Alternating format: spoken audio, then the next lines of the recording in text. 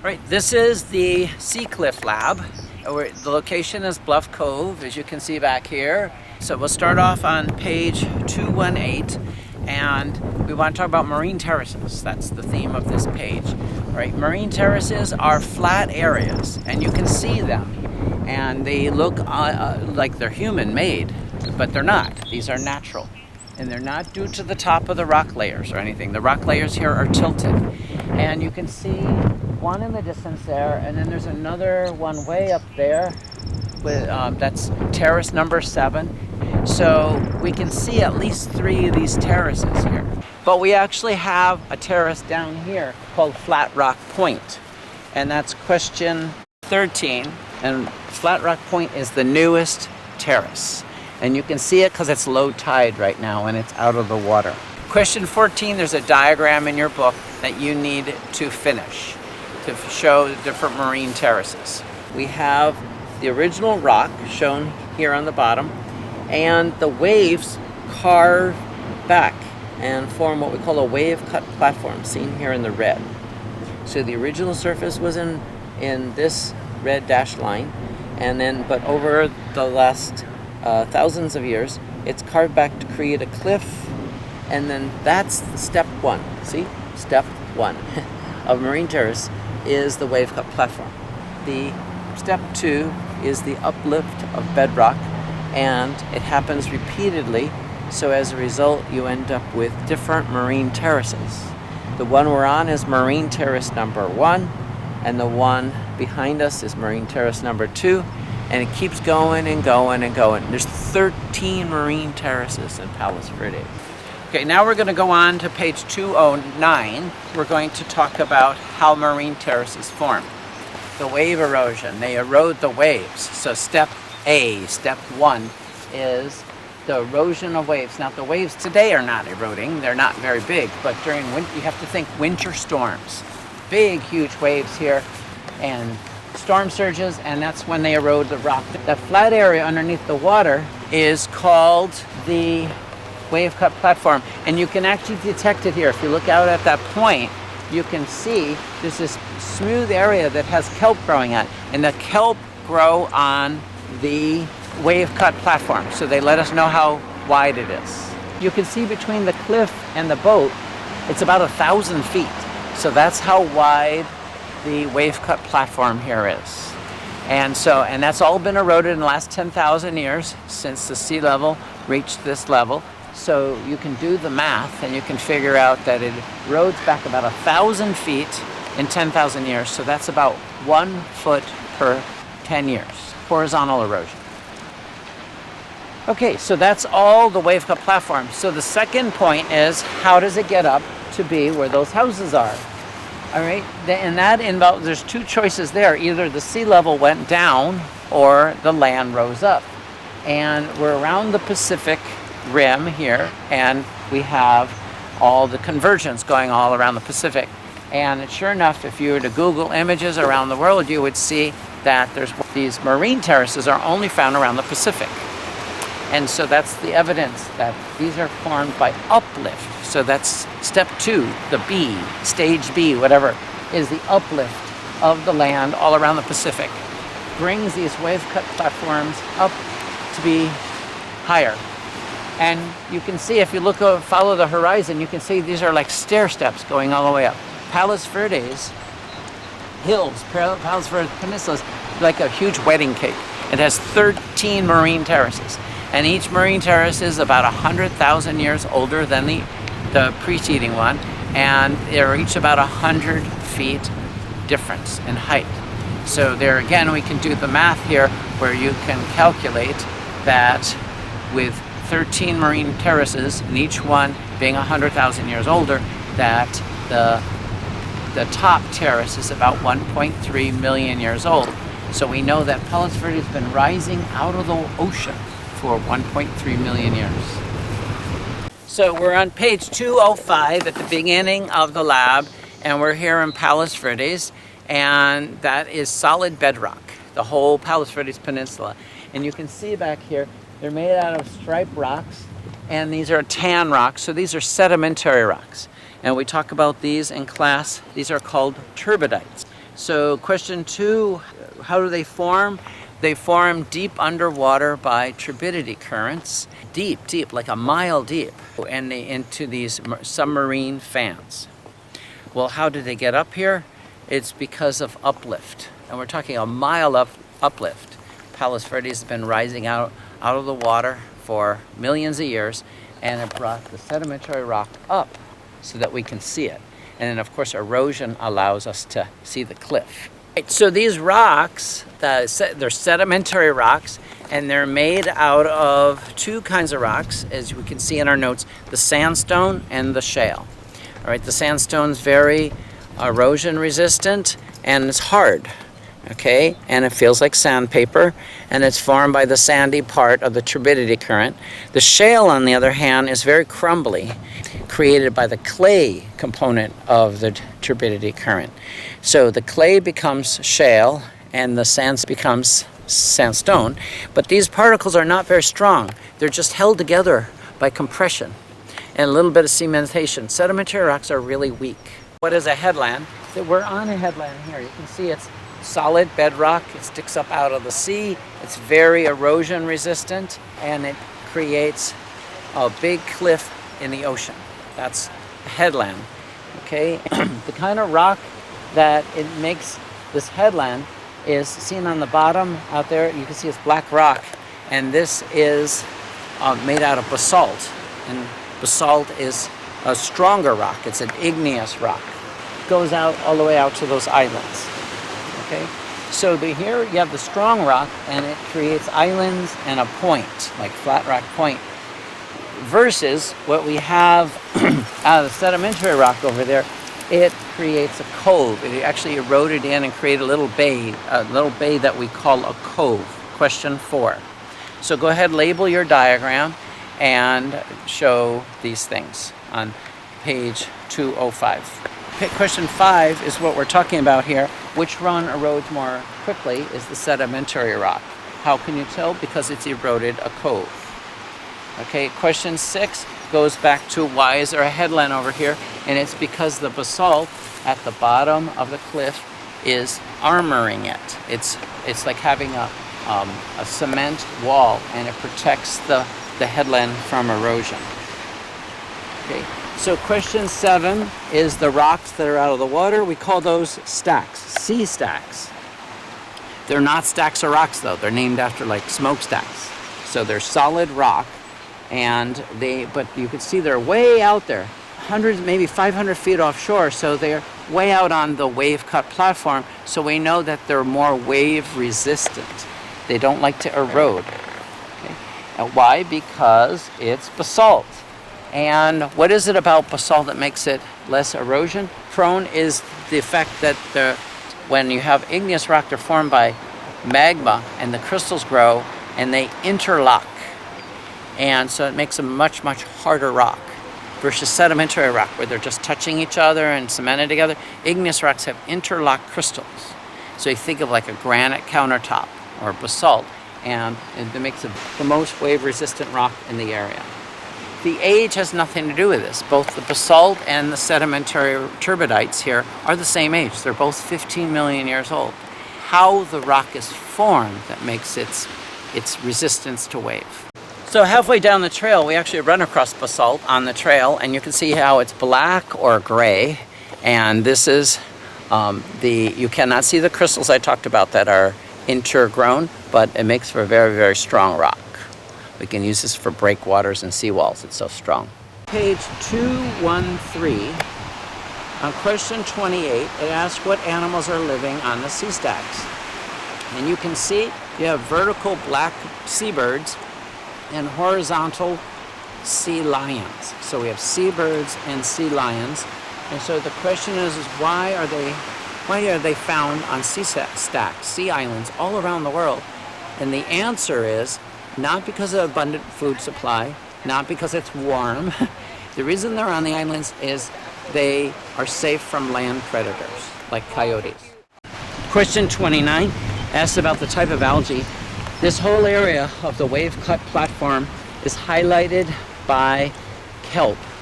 And all this plant that grows all out here around this fisherman is all kelp.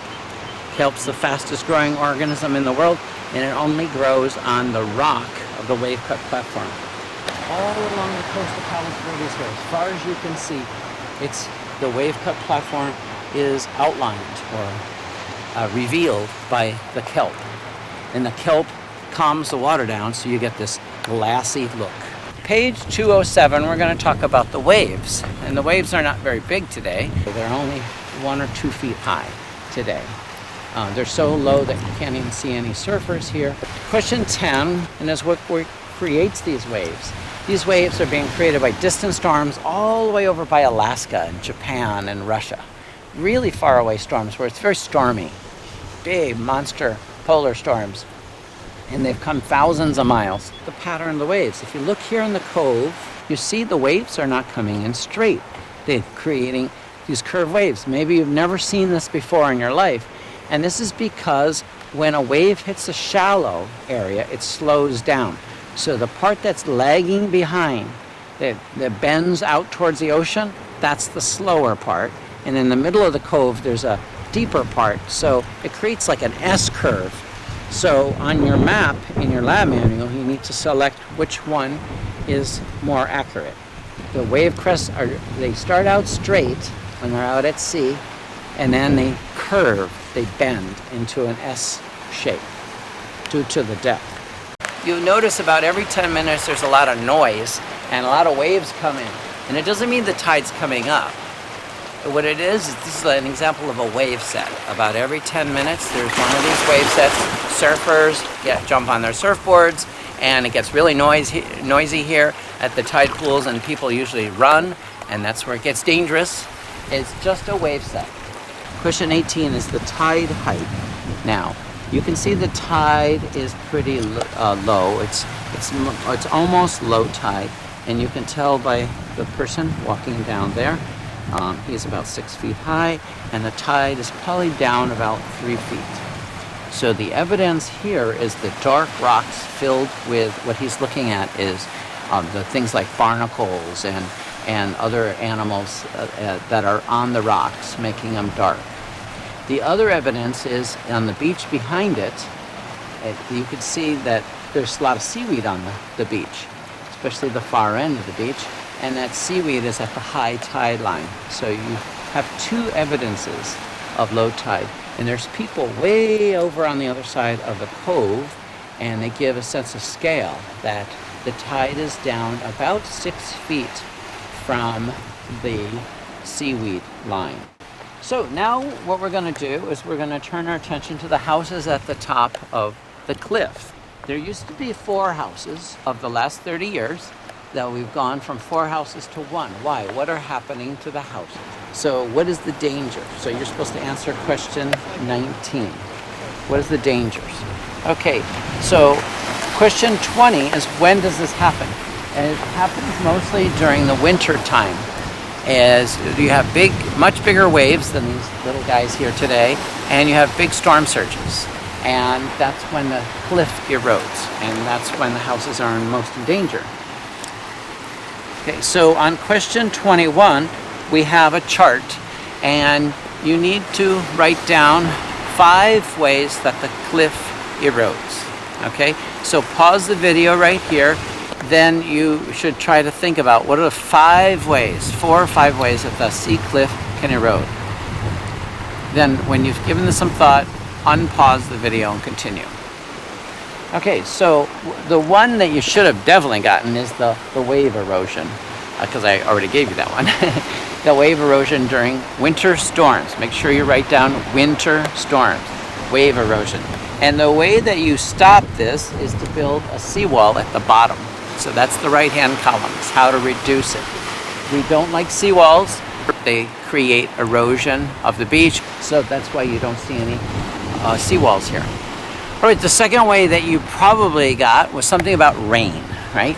You probably mentioned rain. Well, rain itself doesn't hurt the rocks, but it hurts the loose sediment. If you see over here on the left side, there's a lot of loose sediment. And so as a result, that sediment can wash away in the rain. So that's direct rain attack on sediment. And how do you reduce that? Is plant vegetation. drought-resistant vegetation. That's what they've done here on the left. That's mostly planted. On the right, you can see there's not a lot of vegetation, so it's very prone to erosion. The third way that the cliff can erode would be the water that runs off our streets and our yards concentrates into gullies. And if you see back here, you can see one or two gullies, especially where that greenish rock is. And then over here on the right, where the brownish rock is. These are gullies or canyons, you might call them, or arroyos. And this is where most of the erosion takes place because you have concentrated water and it's being pulled down by gravity. And so gets its speed up and it does a lot of erosion damage. And that's our worst enemy, is these gullies or canyons. How do you reduce that?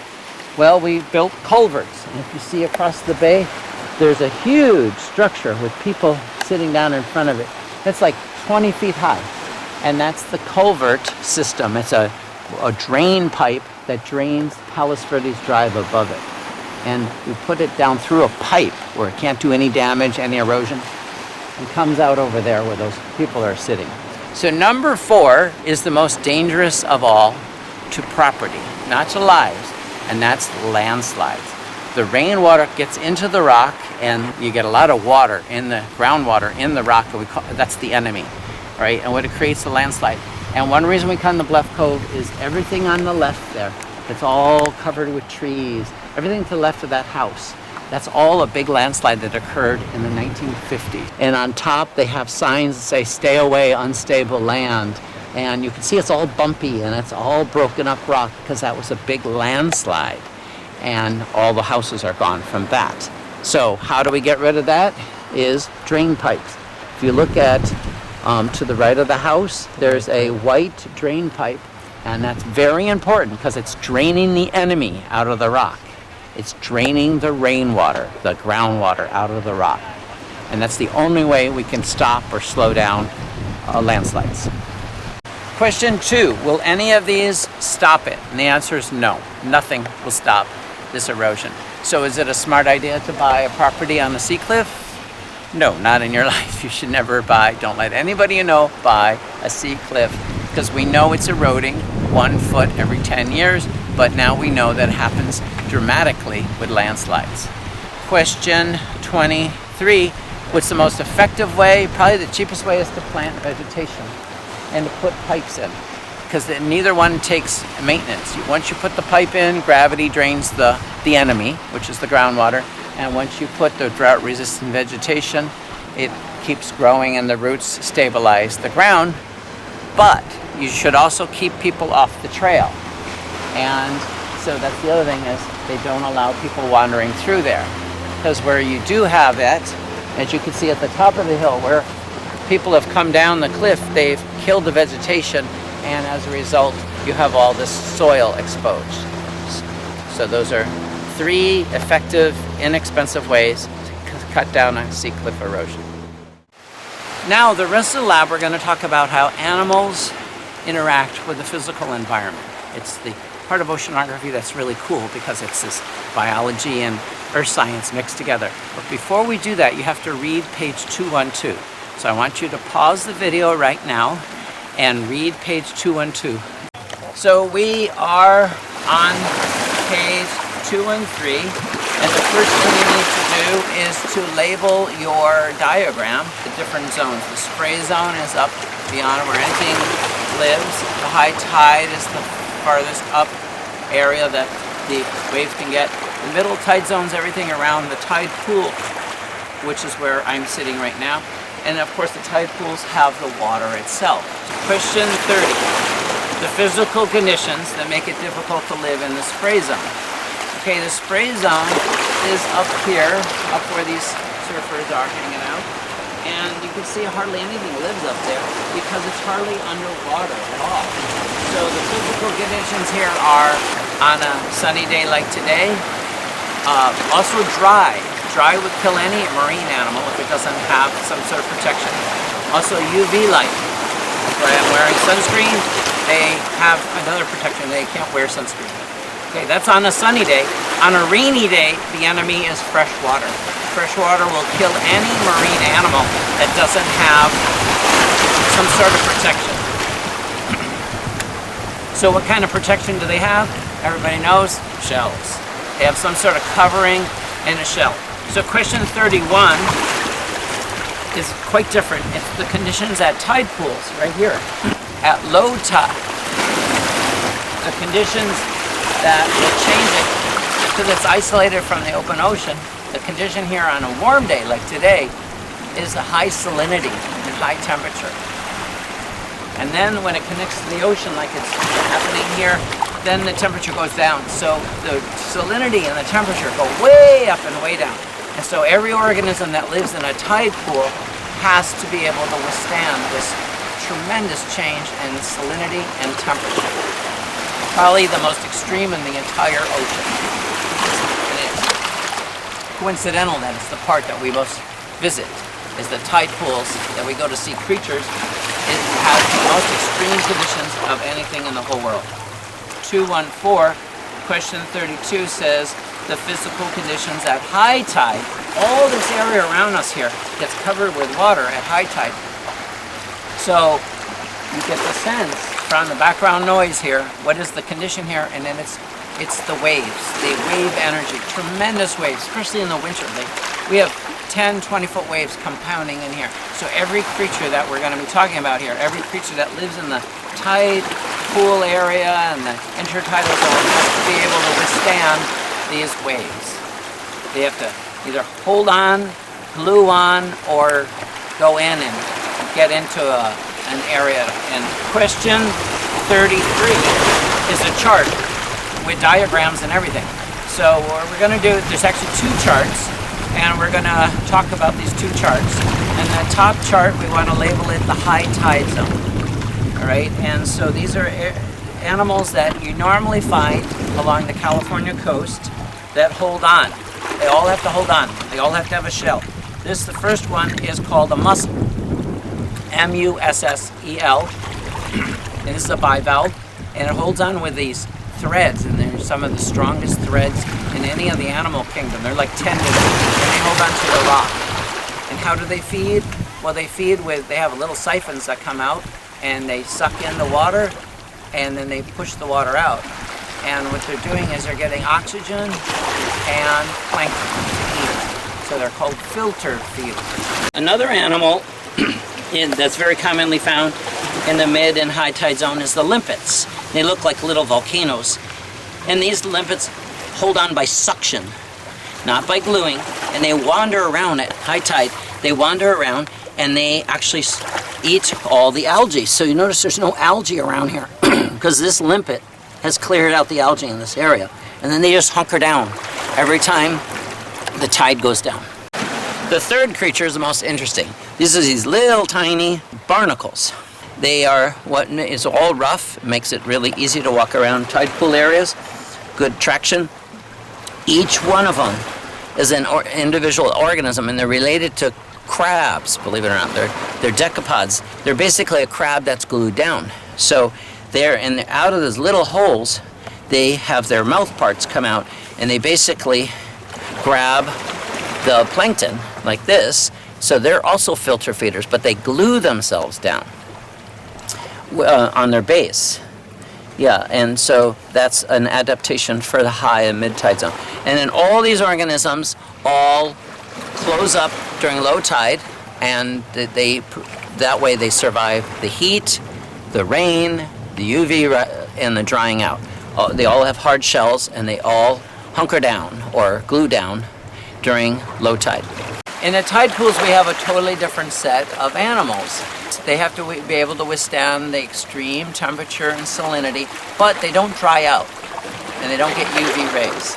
So the most famous is a sea star. How it feeds, it walks around on hundreds of little legs, tube legs on the bottom, and it goes around, it walks around, and when it gets to a bivalve, it surrounds the bivalve and pries it apart and dissolves it using its stomach acids. It's crazy. They're carnivores. There's an up close of the tube feet. and the mouth, which is in the center. It's a sea urchin, and they usually have all these spikes coming out, but this one's lost its 100 spikes. And these guys wander around, and they're related to starfish, sea stars, and so they walk around on their legs too.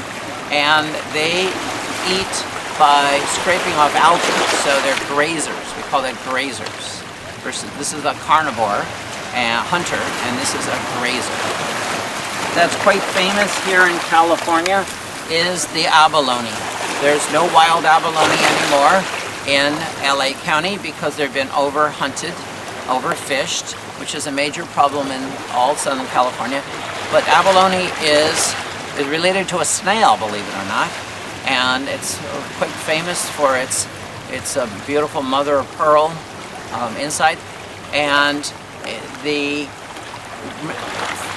hunting mechanism here is like a snail. It crawls around and it too scrapes off algae. So it's a grazer. Fourth animal that lives in tide pools are the snails. And you can see them actually moving around here because the rock is wet. And they also graze. You can see there's no algae anywhere around where those two snails are. And this is the chiton, spelled C-H-I-T-O-N. And this is a creature very similar to a snail. Very similar to a snail that crawls around at high tide eating algae. So it's a grazer. This is a sea anemone, and they hunker down and they don't move like a barnacle, but they're soft and gushy, related to jellyfish, and they are filter feeders. These are hermit crabs. They're actually crabs that take over the shell of a snail and they crawl around, and so they're scavengers. And they don't hold on by suction. They don't hold on by suction, they hold on using their claws in the rocks. And there's two of them here that are upside down, so you can see their claws. So on page 215 we have some conclusions here to be made. And question 34 is, what's the most common adaptation? It's the hard shell. All of these have hard shells to make them resistant to the fresh water, the salinity changes, the UV rays. The other common adaptation is they all hold on, either by suction or gluing down, or in the case of a crab, just holding on. Where do they prefer to be, underwater or above water? Every one of these creatures feeds when they're underwater during high tide. And then they sort of just hang out as they hunker down during low tide. And during high tide, the filter feeders can start grabbing food or doing the thing through their siphon, and the grazers can walk around and graze, and the carnivores can go and hunt. Right? So everybody prefers high tide. And there's a second reason, it's because of breathing. They all can breathe the oxygen out of the water, that 10 parts per million oxygen, but that can only happen at high tide. 36 has to do with our best friend here, the kelp.